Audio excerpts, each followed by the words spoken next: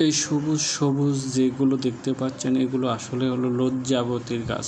এই লজ্জাবতী গাছের উপরে আপনি হাতটাকে যখন ছোঁয়া লাগাচ্ছি গাছগুলো আসলে আস্তে আস্তে পড়ে যাচ্ছে এবং দুইটা মুখ এক জায়গায় করে আস্তে আস্তে পড়ে যাচ্ছে। দেখেন চারিদিকটা কত সুন্দরভাবে পড়ে গেছে। আসলে এগুলো দেখানোর জন্যই আপনাদেরকে এই ভিডিওটা করা।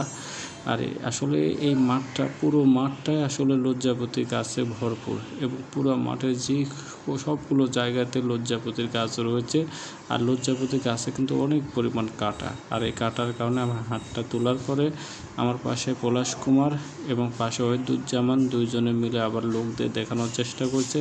আর সেটাকে ক্যামেরা ধারণ করছেন ওয়াহিদুজ্জামান এবং পলাশ কুমার, সাথে রয়েছে শান্ত সাহা। তিনজনে মিলে লজ্জাপতির গাছগুলোকে আসলে ক্যামেরা ধারণ করে তোলা হচ্ছে। আর সকলে আসবেন এখানে বিকালবেলা, খুব সুন্দর লাগে চারিদিকে পরিবেশ, খুব ভালো একটি জায়গা আর শুটিং করার মতো একটি সুন্দর